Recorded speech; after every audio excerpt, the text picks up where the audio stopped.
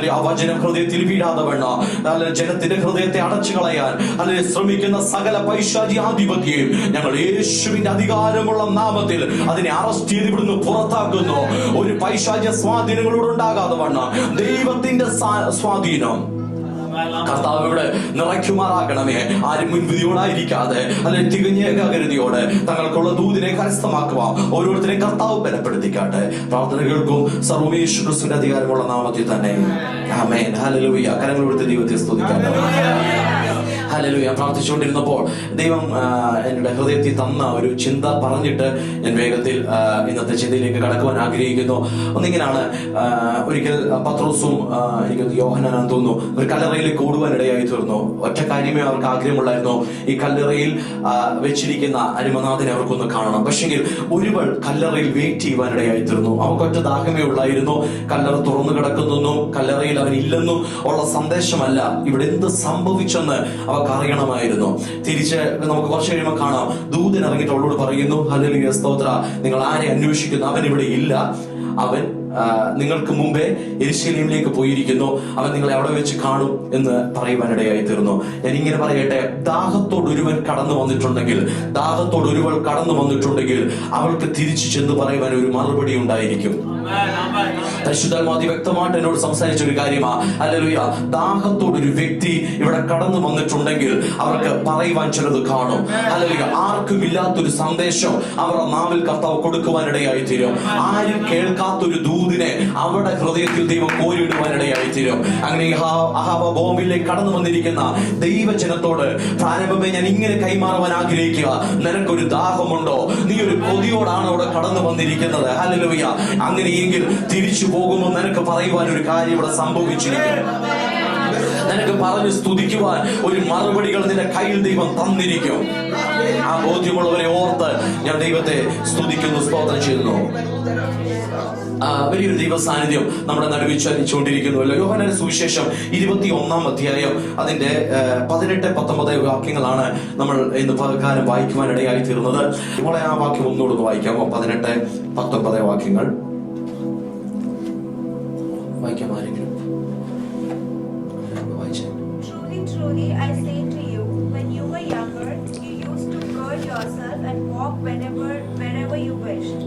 But when you grow old, you will stretch out your hands, and someone else will gird you and bring you where you do not wish to go. Now, this he said, signifying by what kind of death he would glorify God. And when he had spoken this, he said to him, "Follow me." Amen. Hallelujah. നമുക്കെല്ലാം വളരെ സുപരിചിതമായ ഒരു വേദഭാഗമാണ്. യേശു പത്രോസിനോട് പറയുന്ന 1-2 ഭാഗങ്ങളാണ് നമ്മൾ വായിക്കുവാനിടയായി തീർന്നത്. യോഹന്നാന്റെ സുവിശേഷം അവസാന അധ്യായത്തിലാണ് യേശു വീണ്ടും ഉയർത്തെഴുന്നേൽപ്പിന് ശേഷം തന്റെ ശിഷ്യന്മാരെ അഭിസംബോധന ചെയ്യുന്ന ഒരു വേദഭാഗമാണ് നമ്മൾ വായിക്കുവാനിടയായി തീർന്നത്. അതിങ്ങനെ കാണാൻ 21-ാം അധ്യായം തുടക്കത്തിൽ യേശു വീണ്ടും തിബിരിയാസ് കടക്കരയിൽ, അതിനുശേഷം യേശു പിന്നെയും തിബിരിയാസ് കടക്കരയിൽ വെച്ച് ശിഷ്യന്മാർക്ക് പ്രത്യക്ഷമായത് ഈ വിധമായിരുന്നു എന്ന് പറഞ്ഞാണ് 21-ാം അധ്യായം ആരംഭിക്കുന്നത്. യേശു വീണ്ടും തന്റെ ശിഷ്യന്മാർക്ക് പ്രത്യക്ഷനാകുവാനിടയായി തീർന്നു. ഇത് 3-ാമത്തെ പ്രാവശ്യത്തെ ഒരു പ്രത്യക്ഷതയാണ് കാണുന്നത്. ഇതിന് മുമ്പ് 2 പ്രാവശ്യവും യേശു ഈ ശിഷ്യന്മാർക്ക് പ്രത്യക്ഷനായിരുന്നു. 1-ാമത്തെ പ്രാവശ്യം ശിശുമാരുടെ അടുക്കൽ വന്നിട്ട് യേശു തന്റെ ഹല്ലേലൂയ ഞാനിവിടെ മടങ്ങി വന്നുവെന്നും നിങ്ങൾ പരിശുദ്ധാത്മാവിനെ പ്രാപിക്കുക എന്നും പറഞ്ഞ് അവർ നടുവിൽ നിൽക്കുവാനിടയായി തീർന്നു. ആ സമയത്ത് തോമസ് അവിടെ ഇല്ലായിരുന്നു. എന്നാൽ തോമസും മറ്റും ശിഷ്യന്മാരെ വീണ്ടും വന്നിട്ട് പറയുന്നു. തോമസ് പറയുക, ഇങ്ങനൊന്നും പറഞ്ഞാൽ ഞാൻ വിശ്വസിക്കത്തില്ല, എനിക്ക് അവനെ കാണണം, എനിക്ക് അവനെ തൊടാതെ ഞാൻ വിശ്വസിക്കത്തില്ല എന്ന് പറഞ്ഞപ്പോൾ വീണ്ടും ശിഷ്യന്മാരെല്ലാം ഇങ്ങനെ കൂടിയിരുന്നപ്പോൾ യേശു അവർ നടുവിലേക്ക് കടന്നു വന്നു. ആ പ്രാവശ്യം യേശു തന്റെ കൈ കാണിച്ചു കൊടുത്തിട്ട് പറഞ്ഞു, നിന്റെ വിരൽ നീട്ടി എന്റെ കൈമേലും നിന്റെ കൈ നീട്ടി എന്റെ വിലാപ്പുറത്തും ഇടുക എന്ന് തോമസിനോട് പറയുവാനിടയായി തീർന്നു. ഈ പറഞ്ഞതിന് ശേഷം യേശു ഒരു സന്ദേശം കൂടെ പറയുവാനിടയായി തീർന്നു. നിങ്ങൾ എന്നെ കണ്ടതുകൊണ്ട് എന്നെ വിശ്വസിക്കുന്നു, എന്നാൽ കാണാതെ വിശ്വസിക്കുന്നവർ ഭാഗ്യവാന്മാർ. യേശുവിനെ കണ്ടിട്ടില്ലാതെ വിശ്വസിക്കുന്ന ഒരു സഭയിൽ ഉണ്ടെങ്കിൽ അവരൊരു ആമേൻ പറയണം. എനിക്ക് അവരുടെ ശബ്ദം ഒന്ന് കേൾക്കണം. എനിക്കിങ്ങനെ പറയട്ടെ, കണ്ടിട്ട് വിശ്വസിച്ച ശിഷ്യന്മാരെക്കാട്ടിൽ ഞാൻ എത്ര ഭാഗ്യവാൻ. ഹല്ലേലൂയ. കാണാതെ വിശ്വസിക്കുന്നവർ അതിഭാഗ്യമുള്ളവർ. ശിഷ്യന്മാരോട് പറയുകയാണ്, നിങ്ങൾ എന്നെ കണ്ടതുകൊണ്ട് വിശ്വസിച്ചു, കാണാതെ വിശ്വസിക്കുന്നവർ ഭാഗ്യവാന്മാർ എന്ന് പറയുവാനിടയായി തീർന്നു. എന്നിട്ട് യേശു അവരുടെ മേൽ ഊതി എന്നിട്ട് പറഞ്ഞു, പരിശുദ്ധാത്മാവ് നിങ്ങളുടെ മേൽ വരട്ടെ എന്ന് പറഞ്ഞു. മൂന്നാമത്തെ പ്രാവശ്യം യേശു വരുന്നത് തിബിരിയാസ് കടൽക്കരയിലാണ്. ഈ തിബിരിയാസ് കടൽക്കരയിൽ 7 പേർ ഒരുമിച്ച് ഇങ്ങനെ ഇരിക്കുമ്പോൾ പത്രോസ് എഴുന്നേറ്റ് പറയുന്നു, ഞാൻ വീണ്ടും മീൻ പിടിക്കുവാൻ പോകുന്നു എന്ന് പറഞ്ഞു. 6 പേർ കൂടെ അവനെ അനുഗമിക്കുവാനിടയായി തീർന്നു. കുറച്ചു കഴിഞ്ഞിട്ട് അവർ അധ്വാനിക്കുന്നത് കാണുവാനിടയായി തീരും. പത്രോസും കൂട്ടരും ഈ 7 പേരടങ്ങുന്ന ടീം നന്നായിട്ട് അധ്വാനിക്കുകയാണ്. എന്നാൽ അവർ അധ്വാനിച്ചിട്ടൊന്നും അവരുടെ കയ്യിൽ വരുന്നില്ല. ഒരു മീനെ പോലും പിടിക്കുവാൻ അവർക്ക് പറ്റുന്നില്ല. പുലർച്ചെയായപ്പോൾ അവരതാ നോക്കുമ്പോൾ യേശു കടൽക്കരയിൽ വന്ന് നിന്നിട്ട് പറയുകയാണ്, നിങ്ങൾക്ക് എന്തെങ്കിലും കൂട്ടുവാൻ, കുഞ്ഞുങ്ങളെ കൂട്ടുവാൻ വല്ലതും ഉണ്ടോ എന്ന് ചോദിച്ചു. അവർ പറയുന്നു, ഒന്നുമില്ല. യേശു പറയുന്നു, പടകിന്റെ വലത്തോട്ട് നീക്കി വല വീശുക എന്ന് പറയുന്നു. വീശിയ മാത്രയിൽ വലിയൊരു പെരുത്ത മീൻകൂട്ടത്തെ അവർക്ക് ലഭിക്കുവാനിടയായി തീർന്നു. ഉടൻ തന്നെ യേശുവിന്റെ ഏറ്റവും പ്രിയ ശിഷ്യനായിരിക്കുന്ന, തന്റെ മാർവിൽ ചാരി നിന്ന യോഹന്നാൻ പറയുകയാണ്, ഇത് യേശുവാകുന്നു എന്ന് പറയുവാനിടയായി തീർന്നു. ഹല്ലേലൂയ. യോഹന്നാനെ, നിനക്ക് എങ്ങനെ മനസ്സിലായി ഇത് യേശുവാണെന്ന്? ഹല്ലേലൂയ. യോഹന്നാനെ, നിനക്ക് എങ്ങനെ തിരിച്ചറിയാൻ പറ്റി ഇത് യേശുവാണെന്ന്? അതെ, മാർവോട് ചാരി നടക്കുന്നവൻ അറിയാം, ഹല്ലേലൂയ, എന്റെ യേശു എങ്ങനെയൊക്കെ പ്രവർത്തിക്കുമെന്ന്. ഹല്ലേലൂയ. ഇത് നിൽക്കുന്നത് തിബിരിയാസ് കടൽക്കരയിലാണ് അല്ലെ? ഇതിനു മുമ്പ് നമുക്ക് കാണാം, തിബിരിയാസ് കടൽക്കര എന്ന് പറയുമ്പോൾ ഗലീല കടൽ തന്നെയാണ് തിബിരിയാസ് കടൽ എന്ന് പറയുന്നത്. അപ്പോൾ ഈ തിബിരിയാസ് കടലിന്റെ മുമ്പിൽ തന്നെ മറ്റൊരു അനുഭവം ശിഷ്യന്മാർക്ക് ഉണ്ടായിട്ടുണ്ട്. കാര്യം എന്താണെന്ന് വെച്ചാൽ, ഒരിക്കൽ ഇതേ തിബിരിയാസിന്റെ കടൽക്കരയിൽ നിന്നിട്ട് യേശു വലിയൊരു കൺവെൻഷൻ നടത്തുക, വലിയൊരു മീറ്റിംഗ് നടത്തുക. മീറ്റിംഗ് എല്ലാം തീർന്നു കഴിഞ്ഞപ്പോൾ കൂട്ടുവാൻ ഒന്നുമില്ലാതിരിക്കുന്ന, കഴിക്കുവാൻ ഒന്നുമില്ലാതിരിക്കുന്ന സമയത്ത് ഒരു ബാലകന്റെ 5 അപ്പവും 2 മീനും ഉണ്ടായിരുന്നു. ഈ മീനിനെയും അപ്പത്തേക്ക് തരാൻ പറഞ്ഞിട്ട് യേശു തന്റെ കൈ വെച്ച് അതിനെ വാഴ്ത്തുവാനിടയായി തീർന്നു. വാഴ്ത്തിയ മാത്രയിൽ സംഭവിച്ചത് പ്രകാരമാണ്, അവൻ വാഴ്ത്തി പ്രാർത്ഥിച്ചു കഴിഞ്ഞപ്പോൾ അത് 5000 പേർക്കുള്ള ഫുഡായി മാറുവാനിടയായി തീർന്നു. രാമേ പറയാമോ? ഹല്ലേലൂയ. നിന്റെ കയ്യിലുള്ളത് നിന്റെ കയ്യിലിരുന്ന നിനക്കും നിന്റെ മക്കൾക്കും കഴിക്കാം. എന്നാൽ നീ അത് ദൈവരാജ്യത്തിലേക്ക് കൊടുക്കുകയാണെങ്കിൽ അത് അനേകർക്കുള്ള ഫുഡായി മാറുവാനിടയായി തീരുക. അതെ, 5 അപ്പവും 2 മീനും ഒരു ബാലകന്റെ 3 ദിവസത്തെ കാത്തുവെച്ച ഫുഡായിരിക്കാം. പക്ഷേ അത് നീ ദൈവസന്നിധിയിലേക്ക് ഒന്ന് എറിഞ്ഞു നോക്കിക്കേ, അത് 5000-നെ പോഷിപ്പിക്കുന്ന, ഹല്ലേലൂയ, ഒരു 5000-നെ നിറയ്ക്കുന്ന ഒരു ഫുഡായി മാറുവാനിടയായി തീരും. Price the lord. ഹല്ലേലൂയ. ഇത് 5000-നുള്ള ഫുഡായി മാറുവാനിടയായി തീർന്നു. വലിയൊരു പെരുപ്പ് അവിടെ സംഭവിക്കുവാനിടയായി തീർന്നു. ഇതേ തിബിരിയാസ് കടൽക്കരയിൽ വീണ്ടും ഒരു പെരുപ്പ് സംഭവിച്ചപ്പോൾ യോഹന്നാന് മനസ്സിലായി, പെരുപ്പമാണോ അത് യേശു തന്നെയാ. Price the lord. ഹല്ലേലൂയ. ഞാൻ ഇങ്ങനെ പറയട്ടെ, പലരും ഇത് ദാരിദ്ര്യത്തിന്റെ സുവിശേഷമെന്ന് പറയുമ്പോഴോ, പലരും ഇത് ദാരിദ്ര്യത്തിന്റെ ഒരു മേഖലയാണെന്ന് പറയുമ്പോഴോ, ഈ സ്റ്റേജിൽ നിന്നുകൊണ്ട്, ഈ ബോംബിൽ നിന്നുകൊണ്ട് ഒരുത്തൻ വിളിച്ചു പറയുന്നു, ഇത് സമൃദ്ധിയുടെ സുവിശേഷമാണ്, ഇത് പെരുപ്പത്തിന്റെ സുവിശേഷമാണ്. അതെ, എന്റെ ദൈവം കൈവച്ചാൽ അത് പെരുപ്പം സംഭവിച്ചിരിക്കും. എന്റെ ദൈവം ഒരു മേഖലയെ കൈവച്ചിട്ടുണ്ടെങ്കിൽ, ഹല്ലേലൂയ, ഇതിങ്ങനെ ഒഴിഞ്ഞു കിടക്കത്തില്ല, അത് നിറയുവാനിടയായി തീരും. ആരാണ് വിളിച്ചത്? അവൻ എന്റെ ഉപനിധി, എന്നെ അവസാനം വരെ സൂക്ഷിക്കുവാൻ അവൻ ശക്തനെന്ന് ഞാൻ വിശ്വസിച്ച് ഉറച്ചിരിക്കുന്നു. മാറിച്ചാരി കിടന്ന യോഹന്നാന് ഇത് മനസ്സിലാകുവാനിടയായി തീരുന്നു. എടാ, തിബിരിയാസിൽ ഒരു പെരുപ്പ് സംഭവിച്ചിട്ടുണ്ടെങ്കിൽ, ഇത് ഗലീല കടലിൽ വീണ്ടും ഒരു പെരുപ്പ് സംഭവിച്ചിട്ടുണ്ടെങ്കിൽ, അത് യേശുവിനെ കൊണ്ട് സംഭവിക്കുകയുള്ളൂ. Praise the Lord, praise the Lord, praise the Lord. Hallelujah. എനിക്കിങ്ങനെ പറയാം, ദൈവ മക്കൾ നിൽക്കുന്നിടത്ത് ഒരു പെരുപ്പ് സംഭവിക്കുന്നുണ്ടെങ്കിൽ അത് യേശുവിനാലേ സംഭവിക്കുകയുള്ളൂ. ഹല്ലേലൂയ. യേശു ഉള്ളിടത്ത് പെരുപ്പ് സംഭവിച്ചിരിക്കും, അത് തന്റെ മക്കളിലൂടെ സംഭവിക്കും. രാമൻ പറഞ്ഞ വാക്കിന് ഹല്ലേലൂയ. ഈ ദേശത്തെ ആരൊക്കെ അടക്കുവാണാലും, ഈ ദേശത്തെ ആരൊക്കെ പിടിച്ചു വെച്ചാലോ, ഹല്ലേലൂയ, ഒരുവൻ വിളിച്ചു പറയുവാൻ തയ്യാറാകുന്നുവെങ്കിൽ അവരിലൂടെ വലിയൊരു പെരുപ്പത്തെ ഈ പട്ടണത്തെ ദൈവം ചെയ്തെടുക്കുവാനിടയായി തീരും. ഞാൻ ആത്മാവിനെ ദൂതിനെ കൈമാറിയാൽ എത്ര പേർ ആമേൻ പറഞ്ഞതിനെ സ്വീകരിക്കുവാനിടയായി തീരും. അതെ, നിന്നിലൂടെ ഒരു പെരുപ്പത്തെ ദൈവം ചെയ്തെടുക്കുവാനിടയായി തീരും. Price the lord. ഹല്ലേലൂയ. ഇതേ തിബിരിയാസ് കടൽക്കരയിൽ വലിയൊരു പെരുപ്പ് സംഭവിച്ചു. യോഹന്നാൻ പറഞ്ഞു, ഇത് യേശുവാകുന്നു. യേശുവാകുന്നു എന്ന് പറഞ്ഞപ്പോഴാണ് പത്രോസ് മനസ്സിലായത് താൻ നഗ്നനായിരിക്കുന്നു എന്ന് പറഞ്ഞിട്ട് അവൻ ചാടി, കടലിലേക്ക് ചാടി എന്നാണ് പറയുന്നത്. അവനെടുത്ത് കടലിലേക്ക് ചാടുവാനിടയായി തീർന്നു. കാരണം അവൻ മനസ്സിലായി താൻ നഗ്നനാണെന്ന്. ഇതേ നഗ്നത വെളിവായ ഒരു സംഭവം ഉൽപ്പത്തി പുസ്തകത്തിലുണ്ട് അല്ലെ. ഉൽപ്പത്തി പുസ്തകം 3-ാം അധ്യായം 7-ാം വാക്യത്തിൽ ഇങ്ങനെ പറയുന്നത്, ഉടനെ ഇരുവരുടെയും കണ്ണു തുറന്നു, ഞങ്ങൾ നഗ്നരെന്നറിഞ്ഞു, അത്തിയില കൂട്ടിത്തുന്നി തങ്ങൾക്ക് ഒരു അരയാട ഉണ്ടാക്കുവാനിടയായി തീർന്നു. Price the lord, hallelujah.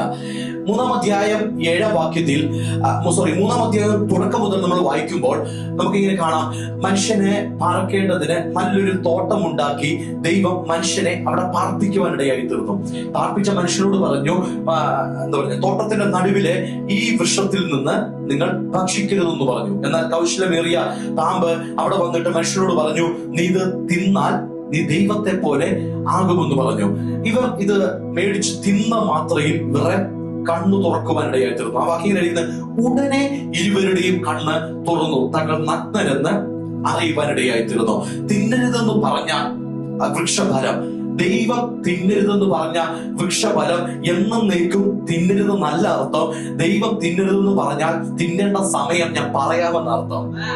Hallelujah. എന്റെ ദൈവം ചിലത് ചിലരുടെ മേൽ അനുവദിക്കാത്തത് അതൊരു റൈറ്റ് ടൈമിന് വേണ്ടി ദൈവം വെച്ചിരിക്കുക. നീ അത് തിന്നാൻ യോഗ്യമാകുമ്പോ ദൈവം നിനക്ക് വേണ്ടി തുറക്കുവാനിടയായി തീരും.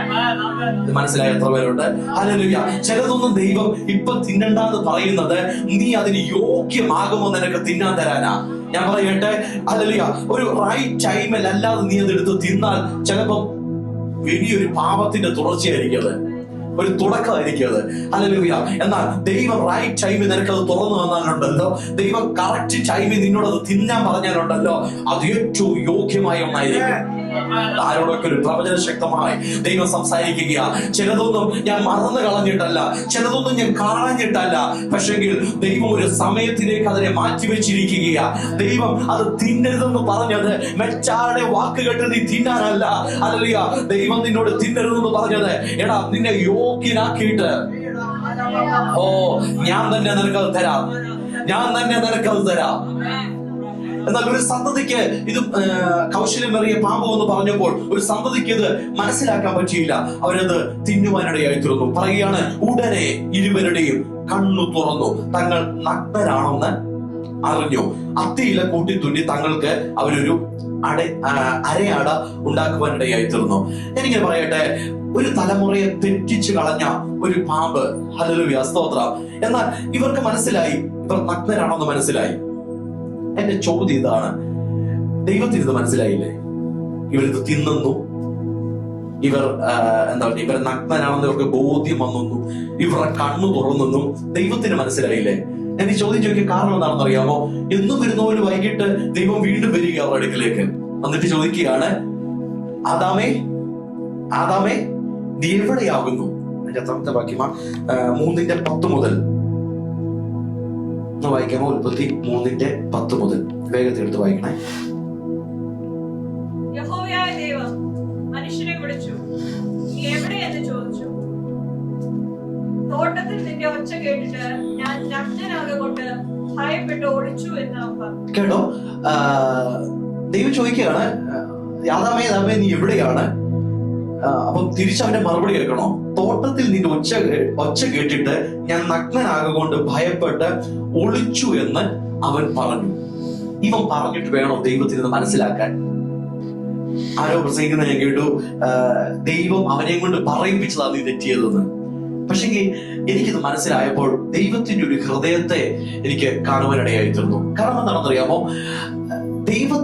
ദൈവത്തോളം വിശ്വാസമായിരുന്നു അവൻ വാഴുവാൻ സൃഷ്ടിച്ച മനുഷ്യനെ. നിങ്ങൾക്ക് മനസ്സിലായില്ല? ദൈവത്തിന് തന്നെ എത്രത്തോളം വിശ്വാസമായിരുന്നു, അത്രത്തോളം വിശ്വാസമായിരുന്നു താൻ സൃഷ്ടിച്ച് തന്റെ സ്വരൂപത്തിലും, നമ്മൾ കഴിഞ്ഞ വായിച്ച സ്വരൂപത്തിലും സാദൃശ്യത്തിലും, തന്റെ സ്വരൂപത്തിലും തന്റെ സാദൃശ്യത്തിലും സൃഷ്ടിച്ച മനുഷ്യനെ അത്രത്തോളം ദൈവത്തിന് ഇഷ്ടമായിരുന്നു. Hello, hallelujah. ദൈവം അത്രത്തോളം ആഗ്രഹിച്ച് സൃഷ്ടിച്ചതാ ഒരു മനുഷ്യനെ. ദൈവം തന്റെ ഒരു കൂട്ടാളിയെ പോലെ എന്നും വൈകിട്ട് ഇങ്ങനെ കൈപിടിച്ച് നടക്കുവാൻ, അല്ലെങ്കിൽ എന്നും വൈകിട്ട് അവരോട് വിശേഷങ്ങൾ പങ്കുവെക്കുന്ന അത്രത്തോളം ഒരു സ്നേഹബന്ധമായിരുന്നു ഈ ആദാമും ഹവ്വയുമായിട്ട് ദൈവത്തിന്. പതിവ് പോലെ അവൻ വീണ്ടും വന്നിട്ട് ചോദിക്കുക, ആദാമേ ആദാമേ നീ എവിടെയായിരുന്നു? കാരണം എന്താണെന്നറിയാമോ? അവരെ ആക്കി വെച്ചത് അവരെ കാണുന്നില്ല. ആ തോട്ടത്തിന്റെ ഏത് ഭാഗത്താണെങ്കിലും ഇവര് തമ്മിൽ മീറ്റ് ചെയ്യുന്ന ഒരു സ്ഥലത്ത് ഇപ്പോ ആദാമിനെ ഹവ്വയെയും കാണുന്നില്ല. Price the lord. ഹല്ലേലൂയ. നിന്നെ ദൈവമാക്കി വെച്ച സ്ഥലത്ത് ഇപ്പോഴും നീ ഉണ്ടോ? എപ്പോഴും അപ്പ എന്ന് വിളിച്ച് നീ ഇരിക്കുന്ന അതേ സ്ഥലത്ത് ഇപ്പോഴും നീ ഇരിക്കുന്നുണ്ടോ? നീയും ദൈവവുമായിട്ട് മീറ്റ് ചെയ്യുന്ന സ്ഥലം ഇപ്പോഴും നിനക്കുണ്ടോ? നിങ്ങൾ കണ്ടുമുട്ടുന്ന ഒരു സ്ഥലം, എനിക്കറിയത്തില്ല എന്നെ എന്താ പരിശുദ്ധാത്മാവ് ഇങ്ങനെയൊക്കെ സംസാരിപ്പിക്കുന്നതെന്ന്. എന്റെ ഹൃദയത്തിൽ ഇങ്ങനൊരു ശബ്ദം കേൾക്കുകയാ, ആ സ്ഥലം ഇപ്പോഴും അവിടെ ഉണ്ടോ? നിരന്തരമായി നീ ദൈവവുമായിട്ട് കണ്ടുമുട്ടുന്ന ഒരു സ്ഥലം, അതൊരു പ്രത്യേക ആവശ്യത്തിന് മാത്രമേ ദിവസം ഇരിക്കാറുള്ളൂ? മറ്റെല്ലാ ആവശ്യങ്ങളും കഴിഞ്ഞതിന് ശേഷം നിനക്കൊരു ടൈം കിട്ടുമ്പോഴാണോ ഈ നീ ദൈവത്തിന് വേണ്ടി സ്ഥലമൊരുക്കുന്നത്? അതോ ഒരിക്കലും ബ്രേക്ക് ആകാതെ നിരന്തരമായ ഒരു സ്ഥലം നിനക്കുണ്ടോ? പലരുടെ ചോദ്യമാണ് ഞാൻ എന്താ ഉപയോഗിക്കപ്പെടാത്തത്, പലരുടെ ചോദ്യമാണ് ഞാൻ എന്താ മറ്റുള്ളവർ വളരുന്നവർ വളരാത്തത്. പക്ഷെ നിരന്തരം മീറ്റ് ചെയ്യുന്ന ഒരു സ്ഥലം നിനക്ക് ഇപ്പോഴും ഉണ്ടോ? ഹല്ലേലൂയ. നിരന്തരമായി ദൈവമായിട്ട് കണ്ടുമുട്ടുന്ന ഒരു സ്ഥലം നിനക്കുണ്ടോ ഇപ്പോഴും? ഹല്ലേലൂയ. എനിക്കിങ്ങനെ പറയട്ടെ, നിന്റെ ബിസി ഷെഡ്യൂളിനകത്ത് എപ്പോഴെങ്കിലും സമയം കിട്ടുമ്പോഴുള്ളൊരു സ്ഥലമാണോ ദൈവമായിട്ട് മീറ്റ് ചെയ്യുന്ന സ്ഥലം? അങ്ങനെയെങ്കിൽ ആ നിന്നോട് ദൈവം ചോദിക്കുക, നീ എവിടെയാകുന്നു? അതമേ, നീ എവിടെയാകുന്നു? ഹല്ലേലൂയ. അടുത്തത് പറയുകയാണ്, അടുത്ത 10-ാം വാക്യത്തിൽ, തോട്ടത്തിൽ നിന്റെ ഒച്ച കേട്ടിട്ട് ഞാൻ നഗ്നനാകൊണ്ട് ഭയപ്പെട്ട് ഒളിച്ചു എന്ന് അവൻ പറഞ്ഞു. അടുത്ത ദൈവത്തിന്റെ വാക്ക് കേൾക്കണോ? നീ നഗ്നനാണെന്ന് നിന്നോട് ആര് പറഞ്ഞു? ദൈവത്തിന്റെ അടുത്ത പ്രശ്ന, നീ നഗ്നനാണെന്ന് നിന്നോട് ആര് പറഞ്ഞു? അടുത്തത്, തിന്നരുതെന്ന് ഞാൻ നിന്നോട് കൽപ്പിച്ച വൃക്ഷഫലം നീ തിന്നുവോ എന്ന് അവൻ ചോദിച്ചു. ഞാനിങ്ങനെ പറയട്ടെ, നിന്റെ എല്ലാ പാപങ്ങളും ഒരു പക്ഷെങ്കിൽ ദൈവം ക്ഷമിക്കുവാനിടയായി തീരും. നിന്റെ എല്ലാ കാര്യങ്ങളും ദൈവം ഒരു പക്ഷെ ക്ഷമിക്കുവാനിടയായി തീരും. പക്ഷെങ്കിൽ ദൈവം പറഞ്ഞ വാക്കിനോട് നീ ഒരിക്കലും അനുസരണക്കേട് കാണിക്കരുത്. അവിടെ നിന്റെ തേജസ് നഷ്ടപ്പെടുവാനിടയായി തീരും. ഞാൻ പറഞ്ഞ നിങ്ങൾക്ക് മനസ്സിലാകുന്നുണ്ടോ? ഹല്ലേലൂയ. ദൈവത്തിന് ഒരു കാര്യം മനസ്സിലായി, പിശാച് പറഞ്ഞിട്ടോ ആര് പറഞ്ഞിട്ടോ ആയിക്കട്ടെ, പക്ഷെങ്കിൽ ഞാൻ പറഞ്ഞ് ചെയ്യരുതെന്ന് പറഞ്ഞ കാര്യം നീ ചെയ്തോ, അങ്ങനെയെങ്കിൽ ആ നഗ്നത നിനക്ക് വെളിവായിട്ടുണ്ട്. ഓ, മനസ്സിലായോ? ഹല്ലേലൂയ. ഇതൊന്നും ആമീൻ പറയുന്നത് എത്രയൊക്കെ പറ്റുമെന്ന് എനിക്കറിയത്തില്ല. പക്ഷെ ഞാൻ ഇങ്ങനെ പറയാം, ഹല്ലേലൂയ, ഞാൻ തിന്നരുതെന്ന് പറഞ്ഞ വൃക്ഷഫലത്തിൽ നീ തിന്നിട്ടുണ്ടെങ്കിൽ അതേ ആദാമേ, നീ നഗ്നനാണ്. ഹല്ലേലൂയ. നീ നഗ്നനാണെന്ന് നിന്നോട് ഒരാൾ പറഞ്ഞാൽ നിനക്കത് ബോധ്യം വരത്തില്ല. ഓ, ഹല്ലേലൂയ. വേറൊരുത്തൻ നിന്നെ നോക്കി കുറ്റം വിധിച്ചാൽ നിന്റെ കുറ്റം, നീ ഒരു കുറ്റവാളിയാകത്തില്ല. പക്ഷെങ്കിൽ ദൈവ കൽപ്പന നീ നിരസിച്ചാൽ നിനക്ക് തന്നെ ബോധ്യമാകും നീ ഒരു നഗ്നനാണെന്ന്. ഹല്ലേലൂയ. എവിടെയാണ് നിന്റെ ഗ്ലോറി മറക്കേണ്ടത്? എവിടെയാണ് ദൈവ തേജസ് നിന്നെ മറക്കേണ്ടത്? നീ ദൈവമായിട്ട് നിരപ്പ് പ്രാപിച്ചാൽ, ദൈവമായിട്ട് നീ കൽപ്പനയിൽ കറക്റ്റ് ആണെങ്കിൽ, ലോകത്തിൽ ആരെല്ലാം നിന്നെ കുറ്റം വിധിച്ചാലും നിനക്കൊരു ബോധ്യമുണ്ട്, ഞാൻ നഗ്നനല്ല. എന്നെ ഉടുപ്പിക്കുന്ന ഒരു കരമുണ്ട്, എന്നെ ഉടുപ്പിക്കുന്ന ഒരു തേജസ്സുണ്ട്. എനിക്കറിയത്തില്ല, ദൈവത്തിന്റെ ആത്മാവ് അതിശക്തമായിട്ട് എന്നോട് പറയുന്നു, ആ സാന്നിധ്യം നഷ്ടമാകുന്ന ഒന്നും നിന്നിൽ ഉണ്ടാകാൻ പാടില്ല. ആ സാന്നിധ്യം, ഹല്ലേലൂയ, സ്തോത്ര, നിന്നെ പൊതിഞ്ഞു സൂക്ഷിക്കുമ്പോൾ ദൈവത്തിന്റെ കൽപ്പനയിൽ നീ നിൽക്കാൻ തയ്യാറാകുന്നുവെങ്കിൽ ഒരു ശത്രുവിനോ നിന്നെ സ്വാധീനിക്കാൻ പറ്റത്തില്ല. എടാ, പിശാച്, കൗശലമേറിയ പിശാച് നിന്നോട് പറഞ്ഞ വാക്കല്ല പ്രശ്നം, നീ അതിനെ അനുസരിച്ചു എന്നുള്ളതാ പ്രശ്നം. ദൈവത്തിന്റെ വാക്കിനെ നീ മറന്നു എന്നുള്ളതാ പ്രശ്നം. അവർ ഉത്തരം, എന്നെ അവൻ പറ്റിച്ചു എന്നായിരുന്നു, പാമ്പ് പറ്റിച്ചു എന്നായിരുന്നു. പക്ഷെ ദൈവത്തിന്റെ ക്വസ്റ്റ്യൻ, നീ നഗ്നനാണെന്ന് നിന്നോട് ആര് പറഞ്ഞു? പിശാച് അവരോട് പറഞ്ഞു നീ നഗ്നരാന്ന്? പിശാച് പറഞ്ഞില്ല. പിശാച് പറഞ്ഞത് ഇത് കഴിച്ചാൽ നിങ്ങൾ ദൈവത്തെ പോലെ ആകുമെന്നാ പറഞ്ഞേ. പക്ഷെ ഇത് കഴിച്ച മാത്രമേ ഉടനെ ഇവരെ കണ്ണു തുറന്നു എന്നാ പറയുന്നത്. ഉടനെ, വാക്ക് ശ്രദ്ധിക്കണം, ഉടനെ ഇവരെ കണ്ണു തുറന്നു. ദൈവിക കൽപ്പനകൾക്ക് വിരോധമായി നീ ചലിക്കരുത്. നീ ദൈവ കൽപ്പനയിൽ കറക്റ്റ് ആണെങ്കിൽ ആർക്കും ഒരു വാക്കിനെ, വേറൊരു വാക്കിനെ നീ എടുക്കരുത്. നീ ഒരു ദൈവശബ്ദം കേട്ടിട്ടുണ്ടെങ്കിൽ, ഞാനിങ്ങനെ പറയട്ടെ, നീ ഒരു ദൈവശബ്ദം കേട്ടിട്ടുണ്ട്, അതിന് വിപരീതമായിട്ടായിരിക്കും നിന്റെ മുന്നിൽ കാണുന്ന എല്ലാ വിഷയങ്ങളും. മൈൻഡ് ചെയ്യരുത്. എത്ര ആരൊക്കെ വന്ന് നിന്നോട് സ്വാധീനിച്ചാലും ആ വാക്കിനെ ഒന്നും മുഖവില കൊടുക്കരുത്. ഒരു ദൈവ ശബ്ദം നിന്റെ കാതിൽ വീണിട്ടുണ്ടെങ്കിൽ അതിനെ നീ അനുസരിക്കാവൂ. അങ്ങനെയുള്ളവർ ഗ്ലോറി കാണും. അവർ മനുഷ്യരുടെ മുന്നിൽ പലപ്പോഴും ലജ്ജിതരായേക്കാം, മനുഷ്യരുടെ മുന്നിൽ ഒരു പൊട്ടരായിരിക്കാം. പക്ഷെ ഞാൻ പറയാം, അല്ലെങ്കിൽ ആ വാക്കിനെ നീ മുറുകെ പിടിക്കുന്നുവെങ്കിൽ ഒരിക്കൽ ദൈവം നീ ആരാണെന്ന് തെളിയിക്കുവാനിടയായി തീരും. ഒരു മാനുഷിക ശബ്ദങ്ങളല്ല നിന്നെ സ്വാധീനിക്കേണ്ടത്, ഒരു ദൈവ ശബ്ദം ഈ ദിവസങ്ങളിൽ നിന്നെ സ്വാധീനിക്കുവാനിടയായി തീരട്ടെ. കർത്തമേശ നമ്മുടെ മുമ്പിലുണ്ടല്ലോ, ഞാൻ വേഗത്തിൽ മുമ്പിലോട്ട് പോകാൻ ആഗ്രഹിക്കുക. ഹല്ലേലൂയ. ഇപ്പോൾ അതിന്റെ 3:21 കാണുക. യഹോവയായ ദൈവം ആദാമിനും അവന്റെ ഭാര്യയ്ക്കും തോൽ കൊണ്ട് ഉടുപ്പുണ്ടാക്കി അവരെ ഉടുപ്പിക്കുവാനിടയായി തീർന്നു. നഗ്നത വെളിവായി കഴിഞ്ഞപ്പോൾ ദൈവം അവരെ ശപിച്ചു. ദൈവം അവർക്ക് ഒത്തിരി ശാപവാക്കുകളെ കൈമാറിയതിനു ശേഷം അതേ ദൈവം 3:21 അവരെ ഉടുപ്പിക്കുവാനിടയായി തീർന്നു. ഞാൻ എന്തിനാ പറഞ്ഞെന്നറിയാമോ? ഇതേപോലെ പത്രോസ് ഇപ്പൊ നിൽക്കുകയാണ്. പത്രോസിന് പറയാനുള്ള കാര്യം ഞാൻ നിങ്ങളൊന്ന് ചിന്തിച്ചു നോക്കിയേ. പത്രോസ് പറയുകയാണ്, ഞാൻ മീൻ പിടിക്കാൻ പോവുക, കൂടെ 6 എണ്ണം കൂടെ പോകുവാനിടയായി തീർന്നു. എന്നാൽ ദൈവം തേടി വന്നിട്ട് യേശു വീണ്ടും ആ തിബരിയാസ് കടൽക്കരയിൽ വന്നിട്ട് ഇവർക്ക് വലിയൊരു പെരുപ്പം കാണിച്ചിട്ട് പത്രോസിനെ വിളിച്ചിട്ട് ചോദിക്കുകയാണ്, നീ ഇവരിലധികമായി എന്നെ സ്നേഹിക്കുന്നു? പറയുന്നു, ഓ കർത്താവേ, ഞാൻ ഇവരിലധികമായി നിന്നെ സ്നേഹിക്കുന്നു. തിരിച്ച് യേശുവിന്റെ മറുപടി, എന്റെ ആടുകളെ മേയ്ക്കുക. വീണ്ടും ഒന്നുകൂടെ പത്രോസിനെ വിളിച്ചു, പത്രോസേ, നീ ഇവരിലധികമായി എന്നെ സ്നേഹിക്കുന്നു. തിരിച്ച് പത്രോസിന്റെ മറുപടി, ഓ കർത്താവേ, ഞാൻ ഇവരിലധികമായി നിന്നെ സ്നേഹിക്കുന്നു. വീണ്ടും യേശുവിന്റെ ക്വസ്റ്റ്യൻ, പത്രോസേ, നീ ഇവരിലധികമായി എന്നെ സ്നേഹിക്കുന്നു? അവൻ പറയുന്നു, കർത്താവേ, ഞാൻ നിന്നെ സ്നേഹിക്കുന്നുവെന്നും നീ അറിയുന്നുവല്ലോ. അല്ല, വാക്യം ഒന്ന് ശരിക്ക് വായിക്കാമോ? സുവിശേഷം 21:17. യോഹന്നാന്റെ മകനായ ശിമോനെ, നിനക്ക് എന്നോട് പ്രിയമുണ്ടോ എന്ന് ചോദിച്ചു. എന്നോട് പ്രിയമുണ്ടോ എന്ന് 3ാമത് ചോദിക്കാൻ പത്രോസ് ദുഃഖിച്ചു. കർത്താവേ, നീ സകലവും അറിയുന്നു, എനിക്ക് നിന്നോട് പ്രിയമുണ്ട് എന്ന് നീ അറിയുന്നു എന്ന് പറഞ്ഞു. അടുത്ത പറയുകയാണ്, നീ സകലവും അറിയുന്നുവെന്നും എനിക്ക് നിന്നോട് പ്രിയമുണ്ട് എന്നും നീ അറിയുന്നു എന്ന് പറഞ്ഞു. ഈ പത്രോസിനോട് തന്നെ ഈ 3 പ്രാവശ്യം ചോദിച്ച് ഈ 7 പേരല്ലായിരുന്നോ ഒരുമിച്ച് മീൻ പിടിക്കാൻ പോയത്? പക്ഷെ പത്രോസിനെ മാറ്റി നിർത്തി യേശു വീണ്ടും വീണ്ടും ഈ ക്വസ്റ്റ്യൻ ചോദിക്കുക. എന്താ കാര്യമെന്നറിയാമോ? ബാക്കി 6 എണ്ണത്തോട് ചോദിച്ചാൽ പറയും, പത്രോസ് മീൻ പിടിക്കാൻ പോയി, അതുകൊണ്ട് ഞങ്ങളും പോയി. അല്ലേ? പത്രോസ് മുമ്പിൽ പോയത് കൊണ്ട് ഞങ്ങളും പോയി.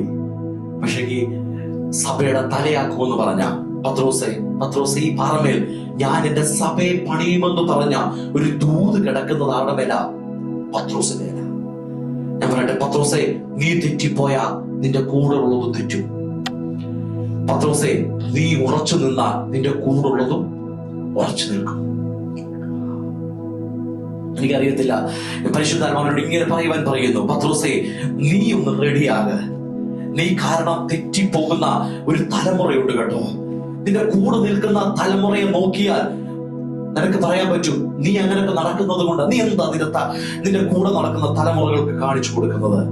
പരിശുദ്ധാത്മാവ് ആരോഗ്യം നോക്കി ചോദിക്കുന്നു, നിന്റെ കൂടെ നിൽക്കുന്ന, നിന്നെ ഡിപ്പെൻഡ് ചെയ്ത് നിൽക്കുന്ന, അല്ലെങ്കിൽ നിന്റെ കൂടെ സഞ്ചരിക്കുന്ന തലമുറയ്ക്ക് നീ എന്താ കാണിച്ചു കൊടുക്കുന്നത്? പത്രോസേ, ഇന്ന് നീ ഒരു തീരുമാനം എടുക്കാൻ തയ്യാറാകുന്നുവെങ്കിൽ നിന്റെ കൂടുള്ളവരുടെ ഡെസ്റ്റിനിയെ ഞാൻ തിരിക്കുവാനിടയായി തീരും. രാമേ പറഞ്ഞ ദൂതന് ഹല്ലേലൂയ. പലപ്പോഴും നീ ഒന്ന് ചിന്തിച്ചു നോക്കിക്കുക, നിന്റെ കൂടെ ഉള്ളവരെല്ലാം രക്ഷപ്പെടാത്തതിന്റെ കാരണം ഒരുപക്ഷെ അവർ ഫോളോ ചെയ്യുന്നത് ചിലപ്പോൾ നിന്റെ ആയിരിക്കാം. അല്ലെ? പത്രോസിന് ദൈവത്തോട് പ്രിയമുണ്ട്. അല്ലെ? പത്രോസിന് ആഴമായ ദൈവത്തോട് പ്രിയമുണ്ട്. പത്രോസ് 3 വട്ടം പറയുക, എനിക്ക് നിന്നോട് പ്രിയമുണ്ട്. പക്ഷേ നീ മുഖാന്തരം വേറെ ഒരു തലമുറ വലയെടുത്തോണ്ട് നടക്കുക. കാര്യം എന്താണെന്നറിയോ? പത്രോസ് കാണിച്ചു കൊടുക്കുന്നത് വലയെടുക്കാനാ. പത്രോസിന്റെ ഹൃദയമല്ല കാണിച്ചു കൊടുക്കുന്നത്. ഓ, നിങ്ങൾക്ക് മനസ്സിലാകുന്നില്ല. പത്രോസ് കാണിച്ചു കൊടുക്കുന്നത് വലയെടുക്കാനാ. പത്രോസിന്റെ ഹൃദയത്തിലെ സ്നേഹമുണ്ട്. ചിലപ്പോ നീ ദൈവമായിട്ട് കറക്റ്റ് ആയിരിക്കും, പക്ഷെ നിന്റെ കൂടെ ഉള്ളവർക്ക് നീ എന്താ കൈമാറുന്നേ? എനിക്കറിയത്തില്ല. ഞാൻ കഴിഞ്ഞ പ്രാവശ്യം ഇത് പ്രസംഗിച്ചപ്പോ ഇങ്ങനൊന്നും അല്ല പോയത്. പക്ഷെ ഈ പരിശുദ്ധാത്മാവ് ആഴമായി ചിലരോട് ഇടപെടുക. നിന്റെ കൂടുള്ളവർക്ക് നീ എന്താ കാണിച്ചു കൊടുക്കുന്നേ? ഒരു മാൻഡിൽ കൈമാറിയത് നിനക്കായിരുന്നു, ഒരു അഭിഷേകം കൈമാറിയത് നിനക്കായിരുന്നു. എന്നാൽ നിന്റെ കൂടുള്ള തലമുറയ്ക്ക് നീ എന്താ കാണിച്ചു കൊടുക്കുന്നേ? Praise the lord, hallelujah. പത്രോസേ, നീ ഇവരിലധികമായി എന്നെ സ്നേഹിക്കുന്നു. പത്രോസ് വീണ്ടും പറയുക, കർത്താവേ, ഞാൻ ഇവരിലധികമായി നിന്നെ സ്നേഹിക്കുന്നു. പക്ഷെ പത്രോസേ, ഇപ്പോൾ നിന്റെ കയ്യിലിരിക്കുന്നത് എന്താ? വലയല്ലേ? ഹല്ലേലൂയ. ഒരു 6 എണ്ണത്തിനെ തെറ്റിക്കുന്ന ഒരു കാര്യമാ നിന്റെ കയ്യിൽ ഇപ്പൊ ഇരിക്കുന്നത്. ഒരിക്കൽ പടകും വലയും വിട്ട് എന്നെ അനുഗമിച്ച നീ ഇപ്പോൾ വീണ്ടും വലയെടുക്കുമ്പോൾ നീ പറയുന്നു നിന്റെ ഹൃദയത്തിൽ യേശുവാണെന്ന്, നീ പറയുന്നു എനിക്ക് ആഴമായി നിന്നോട് സ്നേഹമാണെന്ന്. പക്ഷേ യേശു വീണ്ടും ചോദിക്കുക, നീ ഇവരിൽ അധികമായി എന്നെ സ്നേഹിക്കുന്നുവോ? എന്നിട്ട് പറയുക, എന്റെ ആടുകളെ മേയ്ക്കുക. ഹല്ലേലൂയ. ഞാൻ ഇങ്ങനെ പറയട്ടെ, നിന്റെ ഹൃദയമല്ല നിന്റെ കൂടെയുള്ളവർ കാണുന്നത്, നീ ചെയ്യുന്നതാണ് നിന്റെ കൂടെയുള്ളവർ കാണുന്നത്. പത്രോസേ, എല്ലാരെയും വിടുന്ന പോലെ എനിക്ക് നിന്നെ വിടാൻ പറ്റത്തില്ല. കാരണം ഹല്ലേലൂയ, സഭയുടെ അടിസ്ഥാനം എന്നൊരു കോളിങ്, സഭയുടെ മുന്നിൽ നിൽക്കണമെന്നൊരു കോളിങ് നിന്റെ മേൽ കിടക്കുകയാ. പത്രോസ്, നീ എത്ര വട്ടം തെറ്റിപ്പോയാലോ മൂന്നാമതും ഈ തിബരിയാസിന്റെ അതേ കടൽക്കരയിൽ നിനക്കൊരു സന്ദർശനം ഉണ്ടാകും. കാരണം നിന്നെ വിടാൻ എനിക്ക് മനസ്സില്ലടാ, നിന്നെ എനിക്ക് തിരിച്ചു പിടിക്കണം. പത്രോസ്, നീ ഇവരിലധികമായി എന്നെ സ്നേഹിക്കുന്നു. നിന്നെക്കാട്ടി മുമ്പായി കർത്താവിന്റെ വേലിയിൽ ഇറങ്ങിയവർ കാണും, നിന്നെക്കാട്ടി മുമ്പായി കർത്താവിനെ ശുശ്രൂഷ ചെയ്യുന്നവർ കാണും. പത്രോസേ, എന്നാൽ നിനക്ക് വേണ്ടി ഞാൻ വെയിറ്റ് ചെയ്യുക, നീ ഇവരിലധികമായി എന്നെ സ്നേഹിക്കുന്നു. എനിക്കറിയത്തില്ല, ചില ഹൃദയത്തിൽ ദൈവത്തിന്റെ ആത്മാ വീണ്ടും വീണ്ടും ചോദിക്കുന്നു, പത്രോസേ, നീ ഇവരിലധികമായി എന്നെ സ്നേഹിക്കുന്നു. Praise the Lord, praise the Lord, praise the Lord. യേശുവാണെന്ന് മനസ്സിലായപ്പോൾ പത്രോസ് ഒരു തോർത്തെടുത്ത് അരയിൽ ചുറ്റി കടലിലേക്ക് ചാടുവാനിടയായി തീർന്നു. അവിടെ നഗ്നത വെളിവാക്കിയത് ഒരു പൈശാചി ശക്തിയല്ല, അവിടെ നഗ്നത വെളിവാക്കിയത് ഹല്ലേലൂയ ആ ദൈവത്തിന്റെ സാന്നിധ്യമായിരുന്നു. Praise the Lord. പൈശാചിക മേഖലകൾ കൊടുത്തൊരു ഫുഡല്ല അവിടെ അവന്റെ നഗ്നത വെളിവാക്കിയത്. ഒരു ആദാമിയ സന്തതിക്ക് അല്ലെങ്കിൽ ഒരു ഫുഡ് കൊടുത്തിട്ട് പത്രോസ് അവന്റെ കണ്ണിനെ തുറന്നിട്ട് അവൻ നഗ്നനെന്ന് കാണിച്ചു കൊടുത്തു. എന്നാൽ പുതിയ നിയമത്തിൽ വന്നപ്പോ സാന്നിധ്യം അവനെ മനസ്സിലാക്കി, അതേ പത്രോസേ, നീ ഇപ്പോൾ നഗ്നനാണ്. എവിടോ നിനക്ക് തേജസ് നഷ്ടപ്പെട്ടിരിക്കുന്നു, നീ നഗ്നനാണെന്ന് പോലെയുള്ള ബോധ്യം വരാതെ എവിടോ നിനക്ക് നഷ്ടപ്പെട്ടിരിക്കുന്നു, എവിടോ ഈ തേജസ് നിനക്ക് നഷ്ടപ്പെട്ടിരിക്കുന്നു. ഞാൻ ആ ദൂതിനെ ഇങ്ങനെ കൈമാറുവാൻ ആഗ്രഹിക്കുക. ആദിമ അല്ലെങ്കിൽ ഏദൻ തോട്ടത്തിൽ ഒരു അപ്പം ഒരു തലമുറയുടെ കണ്ണിനെ തുറന്നിട്ട് നഗ്നത വെളിവാക്കിയെങ്കിൽ ജീവന്റെ അപ്പമായ ക്രിസ്തു ഒരു തലമുറയുടെ മുമ്പിൽ നിന്നിട്ട് വിളിച്ചു പറയുന്നു,